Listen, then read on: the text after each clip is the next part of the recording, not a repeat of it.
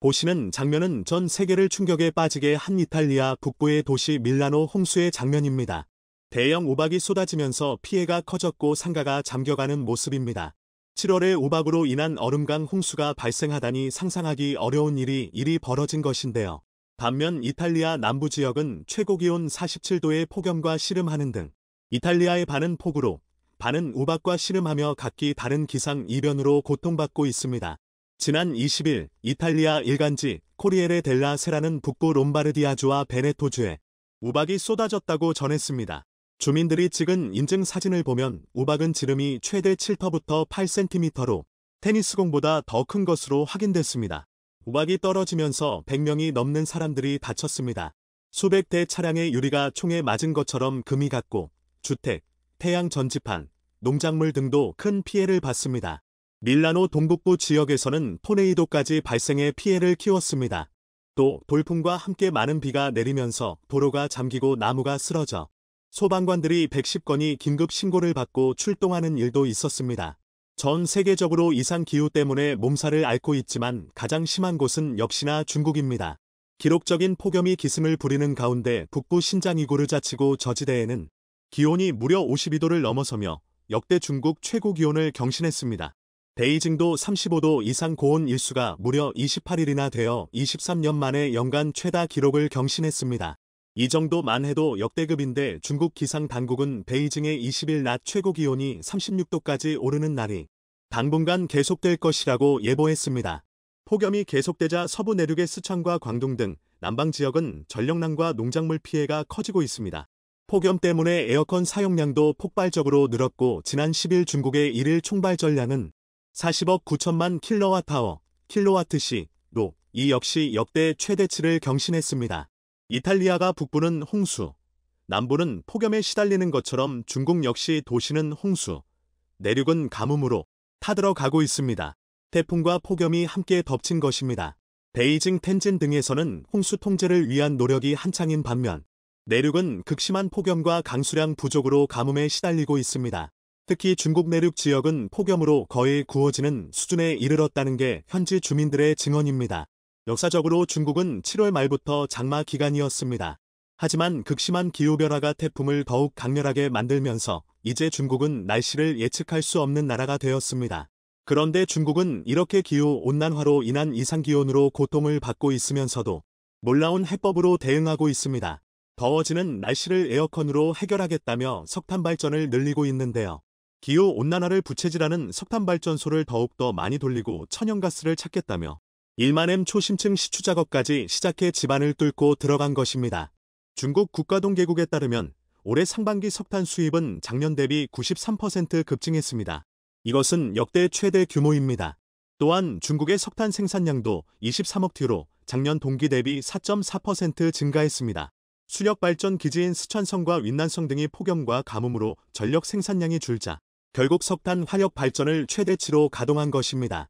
한마디로 폭염으로 인해 전력 수요가 급증하자 지구온난화를 부채질하는 석탄을 마구 떼고 있다는 뜻입니다.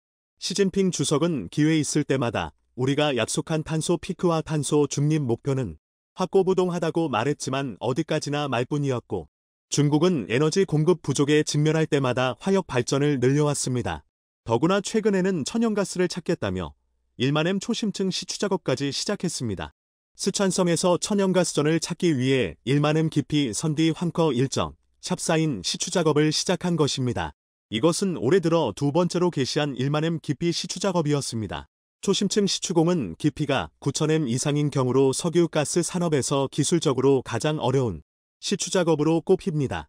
먼저 실시한 8인 분지의 시추 작업은 시추 기술을 시험하고 지구 내부 구조에 대한 데이터 제공을 목적으로 하는 실험적 성격이었다면 이번 스촨성의 시추는 초심층 천연가스전을 탐색하기 위한 것이었습니다.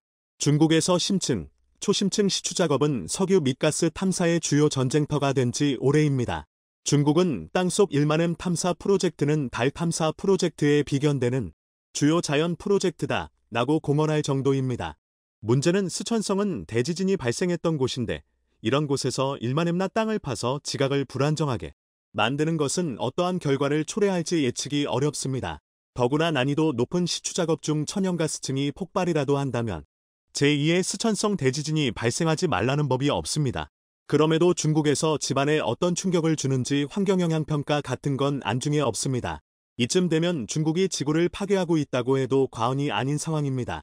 실제로 최근 미국 노스웨스턴대 연구팀은 지하 기후변화가 도시 집안을 변형시키면서 조용한 위험을 초래할 수 있다고 경고했습니다. 지하 기후변화란 땅속에 촘촘히 매설된 인프라에서 발생한 열 때문에 지표면 아래가 달궈지는 현상을 말합니다. 지난 10년간 전 세계 도시 지하 100m의 평균 온도가 섭씨 0.1터부터 2.5도 상승했다는 선행 연구 결과도 있는데요. 지금 우리가 살고 있는 도심의 땅속은 건물 난방관, 지하철, 하수도, 고압 케이블, 지역 난방 시스템 등이 거미줄처럼 얽혀 있습니다. 이런 선들이 모두 열원인 탓에 인구 밀도가 높은 도시일수록 지하 기후변화의 영향이 큽니다. 노스웨스턴대 연구팀은 땅속 온난화는 수십 년에 걸쳐 수MMC, 지각의 팽창과 수축을 야기하면서 건물의 구조적 변형을 유발한다고 경고했고, 무엇보다 지하 기후변화는 서서히 집안을 변화시켜 기울거나 균열난 구조물의 틈새로 물이 쉽게 유입돼 철근 등 자재의 부식을 일으킬 수 있다고 지적했습니다. 인간이 유발한 지구온난화가 건물을 붕괴시킬 수 있다는 경고가 나온 겁니다. 폭염, 폭우를 유발하는 대기온난화와는 다른 땅속 온난화 때문에 건물이 붕괴될 수 있다는 이야기입니다. 이런 현상은 이미 중국에서 실제로 감지되고 있습니다. 국제환경단체인 그린피스는 건조한 사막지대인 중국 북서부의 극한호우가 쏟아지면서 간수성에 있는 둔왕 막고굴이 직접적 훼손 위협을 받고 있다고 밝혔습니다. 4세기부터 조성된 막고굴은 1987년 유네스코 세계문화유산으로 지정된 불교 예술의 보물창고인데요. 동굴 735개에 남은 수많은 벽화와 조각은 습기에 취약합니다. 그런데 동굴 내부로 빗물이 새어들고 습도가 93%로 치솟으면서 벽화가 벗겨지거나 갈라지고 있습니다. 한 석굴은 지난해부터 균열이 생기고 그 사이로 물이 스며들면서 벽면이 크게 손상됐습니다. 습도 급상승, 돌발적 홍수, 동굴 침수가 이미 일어나고 있으며 우리 눈앞에서 세계적 유물들이 서서히 사라지고 있는 현상을 목격하게 된 것입니다. 어쩌면 이러한 현상이 이미 스촨성 땅속에서 진행 중인지도 모릅니다. 그리고 그러한 현상이 나타난다면 중국은 걷잡을 수 없이 위험해집니다. 지하의 기후변화, 돌발적 홍수와 침수 등이 중국 부실공사와 만나면 건물 연소의 붕괴 가능성이 매우 높기 때문입니다. 보시는 장면은 부실공사로 중국의 건물 붕괴되는 순간입니다. 사람이 먼지 속으로 사라집니다. 중국 광둥성 광저우시에서 공사 중이던 건물이 무너졌는데 공개된 영상에는 지붕 공사를 하던 한 인부가 갑자기 먼지 속으로 사라지는 모습이 담겨 있었습니다. 다행히 인부는 큰 부상을 입지 않고 목숨을 건졌다고 하는데요. 해당 건물은 폭삭 주저앉으며 단 몇 초 만에 붕괴되고 말았습니다. 형태를 짐작할 수 없을 정도로 완전히 무너져 내린 건물은 부실 공사의 심각성을 보여주며 공포감을 더했습니다. 이 영상이 공유되면서 부실 공사는 곧 생명을 담보로 하는 무모한 시도라는 지적과 함께 비판이 이어졌는데요. 하지만 중국은 별로 달라지지 않았습니다. 이니 전 세계 발전소 중 세계 최대의 설비 용량을 가진 중국의 산샤댐의 부실 공사는 중국의 뇌관이 되어 있습니다. 산샤댐 공정에 투자된 공사비 1,800억 위안, 약 32조 원 가운데 외국에서 부실 자재를 수입해 사용하는 수법 등으로 6분의 1 정도가 빼돌려졌다는 사실이 드러나 이런 부실 공사가 언제 재앙이 되어 올지 아무도 예측할 수 없습니다. 이미 중국의 재앙은 시작되었습니다. 산을 마구 깎고 뚫어 댐을 만들고 시추 작업을 벌이고 석탄 발전을 마구 돌려 산업을 일으킨 인과응보라고밖에 할 수 없습니다. 얼마 전 중앙처리 장치 및 마이크로 프로세서를 생산해 주목받는 기업 중 하나인 AMD의 최고 경영자 리사 수가 대만을 방문했습니다. 이날 대만 기자들은 CEO 리사 수에게 이런 질문을 했습니다. 얼마 전 한국 언론들이 AMD의 3나노미터 파운드리 공정 등 차세대 제품 물량을 삼성전자 파운드리로 넘길 수 있다고 보도했는데 사실인가? 앞서 반도체 업계에서는 TSMC의 생산 능력이 한계에 이르면서 AMD가 삼성전자에 차세대 제품 생산을 위탁할 것이라는 설이 돌았습니다. 애플, 엔비디아, AMD 등 주요 팹리스 업체들의 TSMC 쏠림 현상이 강화되자 TSMC의 생산 능력에 한계가 다다랐고 삼성전자가 기회를 잡을 것이란 얘기였는데요. 이런 전망이 나오자 대만 언론들은 경쟁자인 삼성전자에게 물량이 돌아갈까봐 TSMC의 주요 고객사인 AMD의 최고 경영자에게 그렇게 물은 것이었습니다. 그런데 이 자리에서 AMD의 최고 경영자는 이렇게 되물었습니다. 한국 언론을 믿으세요. 이 도발적인 대답의 뜻은 한마디로 터무니없다. 삼성의 3나노 수주설은 그냥 설일 뿐이다 라고 일축한 것입니다. 리사수는 앞으로도 대만 파트너들과 지속적으로 협력할 것이라며 TSMC의 중요성을 강조했습니다. 그러자 대만 언론들은 안도하면서 일제히 환호했습니다. 하지만 이날의 환호는 곧바로 탄식이 되었습니다. 악재는 미국에서부터 터졌습니다. TSMC가 미국 애리조나에 짓고 있는 반도체 공장의 건설이 늦어져 2025년에나 가동할 수 있을 것이란 뉴스가 나온 것입니다. 이렇게 되면 이 공장에서 반도체를 공급받으려고 했던 아이폰 제조업체 애플의 계획에도 상당한 차질이 불가피해집니다. 더구나 애리조나 반도체 공장의 생산 일정이 늦어지는 이유 중 하나가 바로 숙련된 반도체 전문 인력을 확보하지 못해서라는 것입니다. 전문 인력이 하루아침에 양성되는 것도 아니고 이것은 쉽사리 해결될 문제가 아니었습니다. TSMC는 2024년부터 애리조나 공장의 1기 공정시설의 가동을 시작해 5mm 나노미터 칩을 생산하고 2026년이면 3나노미터 칩을 생산할 꿈에 부풀어 있었습니다. 안 그래도 경기 침체 여파로 TSMC의 순이익이 4년 만에 감소하는 등 타격을 입었는데 믿었던 애리조나 공장까지 늦춰지게 되자 TSMC의 스텝은 예기치 않게 꼬이고 말았습니다.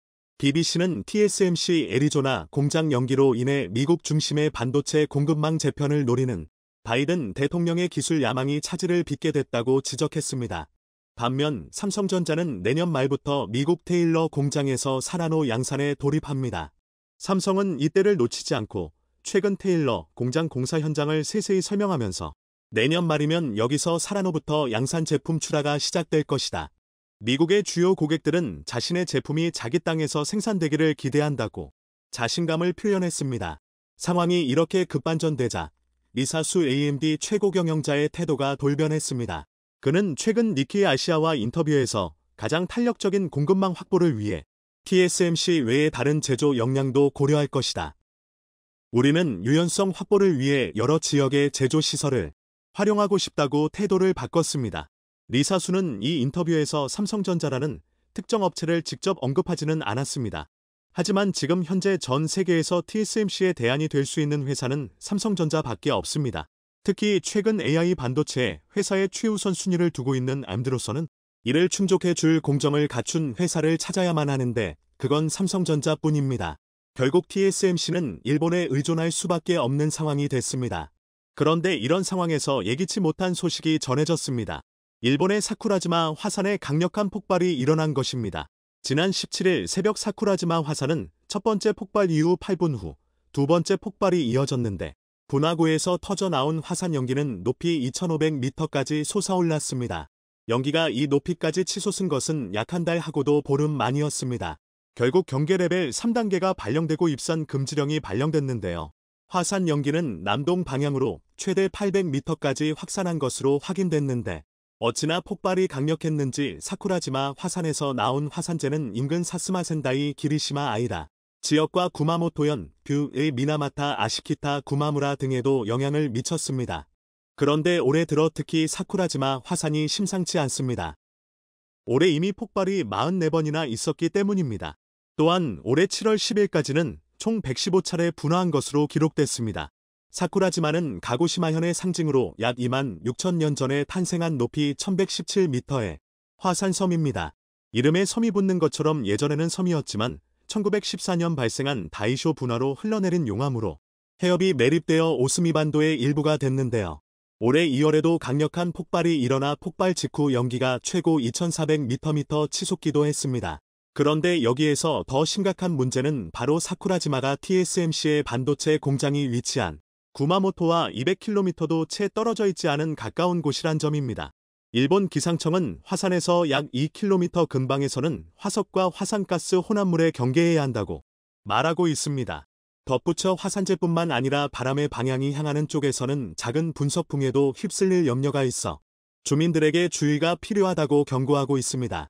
초미세 공정이 필요한 반도체 공장 주변이 화산재로 영향을 받는다면 이는 치명적인 문제입니다. 이런 곳과 가까운 지역의 작은 진동에도 예민한 반도체 공장을 짓다니 TSMC의 선택은 현명하지 못했다는 말이 벌써부터 나오는 이유입니다. 그런데 대만의 사정도 마찬가지입니다. 일본 사쿠라지마에서 강력한 지진이 일어났을 때 공교롭게도 대만 앞바다에서는 2m 길이의 초대형 상갈치가 발견돼 어민들을 깜짝 놀라게 했습니다. 외신에 따르면 최근 스쿠버다이빙 강사 왕청루와 그의 동료들은 대만 신베이시 루이팡 인근 바다에서 대형 상갈치를 발견했습니다. 상갈치의 몸통 한가운데에는 2개의 구멍이 나 있었는데 이들은 상갈치의 거대한 몸집에 놀란 표정을 지으며 주변을 헤엄쳤다고 전해집니다. 15년간 다이빙을 해왔다는 왕청루는 뉴스위크와의 인터뷰에서 대만 북동쪽 해안에서는 신기한 물고기가 자주 목격되지만 거대한 상갈치를 본 것은 이번이 처음이라고 말했습니다. 사람들이 놀란 이유는 보통 수심약 200터부터 1000m에 서식하는 심해어인 상갈치가 짖은 징후가 느껴지면 해저에서 가장 먼저 이를 감지하고 해수면에 올라오는 것으로 알려져 있기 때문입니다. 최근 대만 동쪽 해상에서 규모 5.6 지진이 발생하는 등 일본과 대만은 지진과 화산 폭발이 일상화되어 있습니다. 그리고 전 세계 언론들은 대만에서 지진이 일어날 때마다 세계 최대 파운드리 업체인 TSMC의 반도체 공장의 정상 가동 여부를 걱정합니다. 그런데 지진을 이길 장사는 없습니다. 작년 초 대만 인근에서 발생한 규모 6.6 지진으로 TSMC 생산 라인 일부가 가동을 중단해야 했고 일부 직원은 대피해야만 했습니다. 당시 대만의 세계 3위 파운드리 업체인 UMC도 지진으로 공장이 멈췄습니다. UMC는 지진으로 인해 일부 장비에서 보호 셧다운 기능이 작동했다고 밝혔습니다. 반도체 생산 라인은 특성상 공장이 멈춰서면 바로 생산 차질로 이어집니다. 반도체 공장은 잠깐이라도 멈추면 라인에 투입된 웨이퍼와 소재를 폐기해야 하기 때문에 한번 멈추면 재가동에 상당한 비용이 들기 때문입니다. 당시 대만 반도체 업체들은 정확한 피해 규모를 공개하지는 않았지만 지진의 여파로 공장을 복구하는 데는 시간이 걸렸고 웨이퍼 피해는 적지 않았다고 알려져 있습니다. 대만에 있는 공장도 이렇게 불안정한데 TSMC는 무슨 정신인지 화산 분화가 일상화되어 있고 잊을만하면 지진이 발생하는 일본의 TSMC의 2번째 공장을 검토 중이라고 발표했습니다. 지진이 잦은 일본은 최첨단 반도체 공장을 짓기에 최적의 위치가 아니라는 평가가 나오는데도 불구하고 TSMC는 2024년 양산을 목표로 일본 구마모토현의 첫 번째 공장을 건립 중인 데 이어 일본 내 2번째 공장 건설을 검토 중이라고 하는데요.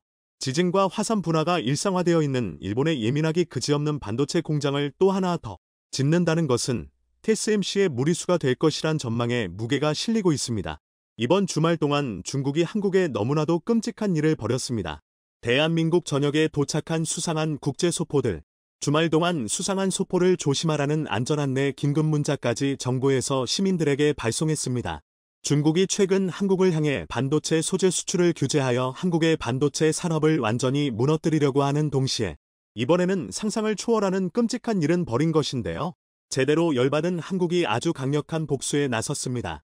한국의 깜짝 발표가 너무나도 강력했던 나머지 중국 공산당 고위 간부들은 시진핑을 비난하며 당장 한국에 사과해야 한다고 외치는 초유의 사태가 일어났는데요. 한국이 대반전을 만든 이 엄청난 한방이 무엇이었는지 주말 동안 이렇게 생긴 긴급재난 문자 다들 받아보셨을 겁니다. 유해물질이 발견된 국제우편물이 신고되어 조사 중입니다. 출처가 불분명한 우편물은 열어보지 마시고 110이나 119에 즉시 신고하여 주시기 바랍니다. 보시면 대만에서 온 노란색 소포인데요.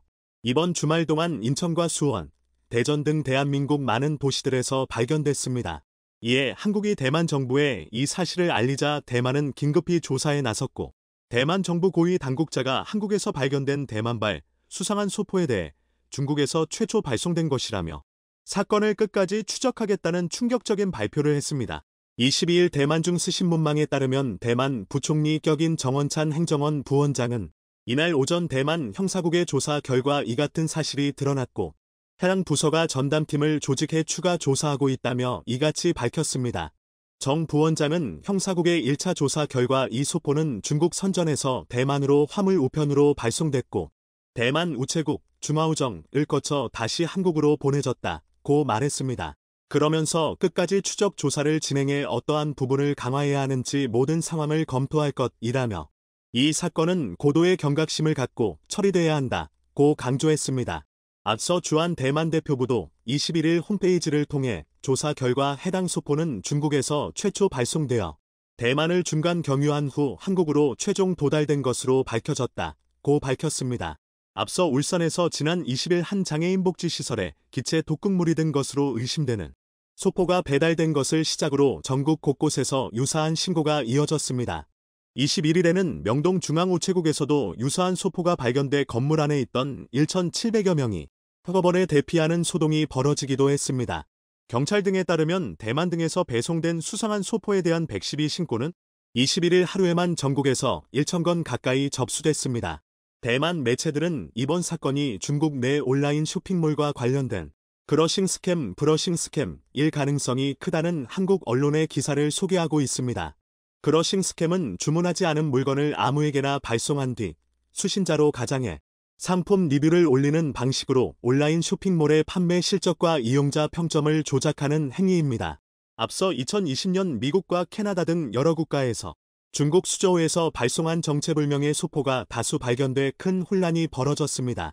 소포에는 품목명이 보석, 장난감 등으로 적혀 있었지만 내용물은 작물 씨앗이었습니다. 당시 미국에서도 중국발 생화학 테러일 수 있다는 우려가 제기되기도 했습니다. 한 전문가는 최근 중국이 한국의 반도체 산업을 완전히 무너뜨리려 핵심 소재이자 한국이 중국에 90% 이상 의존하고 있는 갈륨과 게르마늄에 대한 수출 규제를 시작했지만 이번에 노란색 수상한 소포들을 한국에 대규모로 보내는 등 충격적인 일을 벌였다고 전했습니다. 이뿐만이 아닙니다. 중국이 한국산 반도체를 고의적으로 덜 사고 있다며 이 때문에 한국의 수출이 폭락하고 있다는 분석이 나왔습니다. 주력 상품인 반도체를 중심으로 대중 수출 급감이 이어지면서 올해 1분기 중국의 주요 교역국 중 한국의 대중 수출 감소 충격이 가장 큰 것으로 나타났습니다. 이것이 끝이 아닙니다. 중국은 최근 한반도 긴장이 고조되고 있다라며 중국이 언제든 한반도 전쟁에 개입할 수 있다는 충격적인 발표를 했습니다. 그러면서 한국을 향해 9.19 공동성명 정신을 되새기고 정신을 차리라 라는 경고를 날렸는데요. 2005년 9월 19일 중국 베이징에서 북한은 모든 핵무기와 핵계획을 포기하고 핵확산금지 조약 NPT에 복구하며 미국은 북한의 안보 위협을 가하지 않고 관계 정상화 조치를 취한다 는 내용이 담긴 제4차 육자회담 공동성명 9.19 공동성명에 합의한 바 있습니다. 30일 연합뉴스가 중국 해관총서 한국관세청의 해당 무역 통계를 입수해 분석한 결과 올해 1분기 한국의 대중 수출, 중국의 대한국 수입은 382억 달러로 작년 같은 기간보다 28.2% 폭락했습니다. 중국의 올해 1분기 전체 수입이 작년 1분기에 비해 7.1% 줄어든 가운데 한국의 대중 수출 감소 폭은 중국 해관이 주요 국가 지역으로 분류하는 23곳 가운데 가장 컸습니다. 한국의 대중 수출이 가장 큰 타격을 받은 셈입니다. 중국의 이러한 충격적인 발표에 미국 합참의장은 한국이 며칠 내로 전쟁 상태에 빠질 수 있다 라는 폭탄 선언을 했습니다. 일본 니혼게이자이 신문, 니케이 등 일부 언론은 마크 밀리 미국 합참의장과의 이와 같은 인터뷰 내용을 보도했습니다. 중국이 대만 전쟁을 일으킬 때 동시에 북한을 시켜 한반도에서도 동시에 전쟁을 일으킬 것이라는 중국의 비밀문서를 입수했다는 미국 CIA 국장의 폭로가 맞아 떨어지고 있습니다. 북한은 대만 문제와 관련해 중국의 입장을 전적으로 지지하고 있고 조중 우호 협력 및 상호원조 조약에는 자동 개입 조항까지 있습니다. 또 북한은 최근 핵무력과 미사일 전력을 대폭 강화하고 있습니다. 지정학적으로도 주한미군과 주일미군을 견제할 수 있는 위치에 있습니다. 앞서 미국 하와이 태평양 포럼, 퍼시픽 포럼, 도 지난 2월 대만 몰락 시 발생하는 일들에 대한 보고서 더 월드 애프터 타이완즈 폴을 발간하고 대만 해협 위기가 고조돼 중국에 의해 대만이 몰락한다면 북한이 남침을 할 가능성이 있다고 분석한 바 있습니다.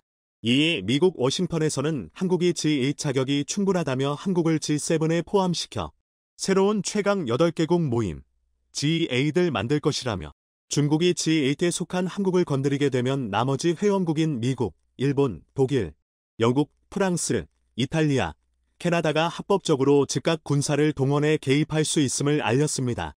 세계 최강 8개국이 경제뿐만 아니라 군사력도 하나로 뭉치겠다는 것으로 중국이 감히 이제 도발할 수조차 없게 됐습니다. 중국이 대만을 침공하는 동시에 북한을 시켜 한반도에서 전쟁을 일으키려 한다면 나토까지 한국 편에서 개입할 수 있다는 폭탄 발표를 했습니다.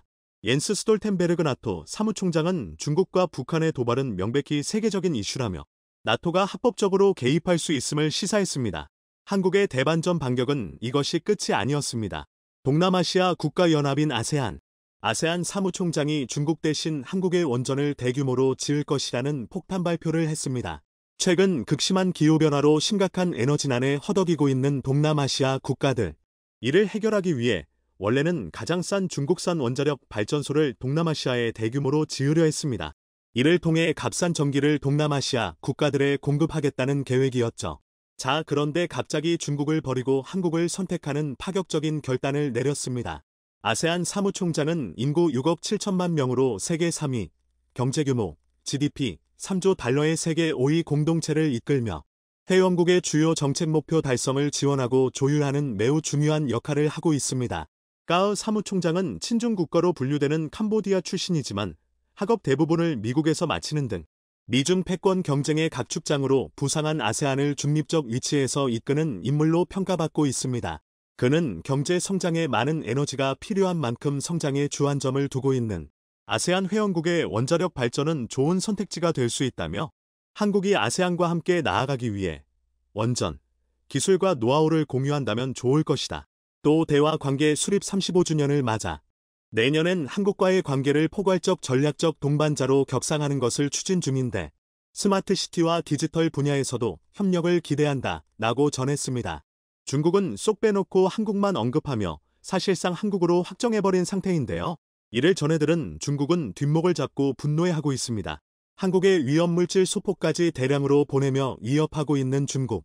중국이 한국을 도발한 대가는 일파만파 커지고 있습니다. 앞으로 중국이 얼마나 큰 손해를 더 입어야 한국에 대한 도발을 멈추고 정신을 차릴지. 프랑스는 전통적 군사 강국이었습니다. 2017년부터 2022년 세계 무기 수출국 3위 자리에 올라 있습니다. 심지어 프랑스는 미국의 영향력에서 벗어나 유럽만의 방위 산업 체계를 구축하자는 목소리까지 내고 있는 나라입니다. 하지만 최근 군사강국이란 수식어가 더 이상 어울리지 않게 된 프랑스의 처참한 실체가 드러나고 있습니다. 더구나 최근 노르웨이, 폴란드를 비롯해 유럽 수출의 가속도를 붙이고 있는 한국을 집중 견제하는 모습까지 보이고 있습니다. 그동안 가려져 있던 프랑스 무기들의 진짜 수준이 드러난 것은 역시나 우크라이나 전쟁터였습니다. 프랑스는 우크라이나의 AMX-10RC 경전차를 지원했습니다. AMX-10RC 경전차는 1970년대에 개발된 이후 기동성 하나는 뛰어나 정찰 임무와 화력 지원용 등에 사용되는 전차였습니다. 하지만 AFP 통신은 최근 지난 4월부터 전장에 투입된 이 전차에 대한 우크라이나군의 반응은 싼을 그 자체라고 보도했습니다. 전차가 포탄도 아니고 포탄에서 날아온 파편도 방어하지 못할 정도로 방어력에 문제가 있기 때문입니다. 우크라이나군의 한 사령관은 장갑 두께가 얇아 최전선에서 공격용으로 사용하기에는 적합하지 않은 전차다. 152mm 포탄이 근처에서 폭발의 포탄 파편이 AMX-10RC 경전차를 그대로 관통했다. 승무원 4명 전원이 사망한 사례도 있었다. 이 기종을 전투에 내보내는 것은 승무원들을 위험에 빠뜨리는 것이기 때문에 비현실적이고 불필요하다고 생각한다. 고 울분을 퍼뜨렸습니다. 프랑스가 준 경전차가 어찌나 야른지 전쟁터에서 무용지물 취급을 받고 있다는 것입니다. 프랑스가 이 전차를 우크라이나에 지원했을 때 우크라이나 국방부 장관은 이 전차가 우크라이나의 영토 해방을 도울 것이라고 칭찬을 아끼지 않았습니다. 하지만 우크라이나는 이미 교전 과정에서 AMX-10RC 경전차를 3대 잃었고 이 경전차를 타본 군인들은 무용지물이라며 무시하고 있는 것인데요. 여지저기서 불만이 터져나오자 프랑스 국방부는 이렇게 말했습니다. AMX-10RC 경전차는 보병의 가벼운 사격을 막아낼 수 있다. 딱 이 정도라는 이야기입니다. 전쟁의 참화 속에 있는 나라에 이런 무용지물을 주다니 지극히 실망스러운 일입니다. 반면 한국의 장갑차 레드백은 주문이 밀려드는 모습입니다. 폴란드가 레드백 기반의 장갑차를 개발하기 위해 무려 700대의 K9 차체를 주문한 데 이어 레드백은 현재 호주 육군의 신형 궤도형 장갑차 도입을 위한 랜드 400분 3단계 사업의 우선 협상 대상자로 선정되어 호주 수출도 가시권에 있습니다. 그리고 이제는 인도까지도 레드백의 너브콜을 보내고 있습니다. 업계에 따르면 하나에어로스페이스는 인도 육군 미래형 보병전 투차량 FICV과 경전차 조달 프로그램에 인도 방산업체 라센 앤 투브로와 함께 참여할 계획입니다. 하나는 인도의 요구사항을 충족하기 위해 레드백과 K21 IFV 생산을 검토하고 있다. 레드백의 무장에는 30mm 기관총, 7.62mm 동축포, 대전차 유도 미사일 ATGM, 원격 제어 무기 스테이션이 포함된다고 밝혔습니다. 뿐만 아니라 하나는 수륙양용 장갑차 K21 도인도 육군 조달 프로그램에 참여할 예정입니다. 인도군은 고고도 지역에서 나이 버린 중국을 견제하기 위해 경전차의 필요성을 느껴 한국에 손을 내밀었는데요. 고고도 지역에서는 빠른 배치와 이동이 가능한 경전차가 필수적인데 K9 자주포를 도입해서 써보니 한국산 무기가 믿을만했던지 이제 인도마저도 한국의 K21 분 경전차의 공동 생산을 바라는 단계까지 와 있습니다. 그런데 여기에 레드백이 루마니아에서 극비 테스트에 돌입한다는 뉴스가 흘러나왔습니다. 루마니아군이 추진하는 약 4조 3천억 원 상당의 보병 전투장갑차 IFV 사업 수주를 위해 현지에서 극비 테스트에 돌입한다는 것입니다. 루마니아는 군 현대화 사업의 일환으로 2031년까지 1단계로 약 3조 5,400억 원, 이어 6,400억 원 상당의 보병 전투장갑차를 구매할 것으로 알려졌는데요. 이 사업 수주를 위해 현재 하나에어로스페이스의 레드백과 오스트리아, 스페인이 공동 개발한 아스코드, 에스코드가 유력한 후보군으로 압축되고 있습니다. 프랑스는 유력 후보군에 들지도 못하는 수모를 당했습니다. 하나는 이 사업 수주를 위해 루마니아 국영방위 회사인 로맘과 탄약, 군사장비 등을 생산하기 위한 MOU를 체결하는 등 군사 시스템, 탄약, 폭탄 등을 전 분야에 걸쳐 협력을 추진하면서 레드백 수출을 위해 전략적 움직임을 보이고 있습니다. 만일 루마니아의 레드백 수출이 확정된다면 한화와 로밤은 유럽 시장 진출도 함께 추진할 예정입니다. 이처럼 우크라이나 전쟁터에서 굴욕을 당하고 인도에서도 설 자리를 잃은 프랑스 방산 무기들은 보병장갑차 수주전에서도 굴욕을 당하더니 이번에는 자주포 도입 사업에서도 소외를 당하고 있습니다. 최근 루마니아의 자주포 도입 사업 역시 한국의 K9 자주포로 기울고 있다는 보도가 잇따라 나오자 누구보다 당황한 건 프랑스였습니다. 급기야 프랑스는 루마니아 국방부에 자기들도 입찰에 참여시켜달라 애원하고 있는 중이라는 게 알려졌습니다. 폴란드에 이어서 루마니아까지 K9 자주포를 구매하게 되면 프랑스의 차륜형 자주포인 카이사르가 나토에서 완전히 설 자리를 잃게 될 것을 두려워하고 있는 것입니다. 프랑스의 카이사르는 벨기에, 체코, 사우디, 인도네시아 등에 수출된 프랑스의 자랑입니다. 특히 사우디는 프랑스 카이사르 80여 문을 도입하기도 했습니다. 따라서 프랑스는 올 가을 입찰 마감까지 루마니아 자주포 사업을 따내기 위해 총력을 기울일 것으로 보이는데요. 하지만 루마니아는 궤도형 자주포 도입을 명백히 하고 있어 차륜형 자주포 카이사르를 밀고 있는 프랑스의 루마니아 공략은 애초에 불가능할 것이란 전망이 우세합니다. 우크라이나 전쟁에서 이제 자주포는 차륜형이 지고 궤도형이 뜨는 게 명백해졌기 때문입니다. 루마니아는 공식적으로 155mm 구경 자주포 시스템을 구매하고 싶다고 했습니다. 155mm 자주포 시스템 3대 즉 곡사포 53문 플러스 탄약 플러스 군수 지원이 포함되는 조건입니다. 하나는 K9 썬더 자주포로 이 입찰에 단독으로 참여하기로 확정했습니다. 독일 캠더블유와 나인메탈은 피제지 2000을 선보일 것으로 예상됩니다. 또 다시 한국과 독일이 맞붙을 전망입니다. 이렇게 분위기가 불리하게 돌아가자 프랑스는 궤도형으로 제한하지 말라며 입찰 대상을 풀어달라고 루마니아에 요구하는 한편 프랑스는 루마니아가 K9 자주포를 도입하려는 데 대해 노골적으로 불만을 표출하기 시작했습니다. 프랑스 언론들은 아예 K9보다는 프랑스의 카이사르가 더 매력적이라고 보도하면서 루마니아 1조 5천억 원의 K9 자주포를 구입하려 한다는 보도가 나가자 이보다는 프랑스의 카이사르를 구입했어야 한다고 지적하기도 했습니다. 하지만 여러 가지 면에서 K9은 카이사르를 압도하고 있습니다. 한동안 한국 K9과 프랑스의 카이사르의 화력을 비교하는 영상이 화제가 되었는데요. 영상을 보면 카이사르가 어렵게 한 발 쏘는 동안 K9 자주포는 3발을 쏘고 이미 다음 태세를 위해 사라졌습니다. 이를 본 한 해외 네티즌은 21세기 자주포 2종의 준비 태세트 비교한 매우 흥미로운 영상이다라는 댓글을 남기기도 했습니다. 그런데 이 댓글의 한 네티즌은 이런 댓글을 달아 화제가 됐는데요. 삭사인 인도 파키스탄 분쟁 시 인도는 K9 10기 파키스탄 40기 이상 프랑스 카이사르 차륜형 자주포 인도 무패 파키스탄 36패 인도는 그 후 100대 이상의 K9을 주문했습니다. 물론 이 댓글은 사실이 아니라 농담이었지만 K9과 카이 사료의 화력이 얼마나 차이가 나는지 비교한 댓글로서 K9의 우수성을 보여주는 내용이었습니다. 더구나 한국의 K2 전차는 나토이 무기들과 호환까지 가능합니다. 여기에 가성비도 좋고 신속 배달까지 해주니 이렇게 찾는 나라가 많아진 것인데요. 이 때문에 지금 세계 방산 시장에서 한국 방위산업에 의해 나토가 재무장되는 것은 러시아에는 끔찍한 일이라는 평가가 나오는 것입니다. 그런데 프랑스 방위산업의 굴욕은 여기가 끝이 아니었습니다. 루마니아가 프랑스로부터 도입하려던 초계함 도입 사업을 취소한 것입니다. 루마니아는 우크라이나 전쟁으로 흑해에서 러시아를 방어하는 일이 다급해지자 해군 현대화 사업 중 하나로 프랑스 나발 그룹에서 초계함 4척을 구매하기로 했습니다.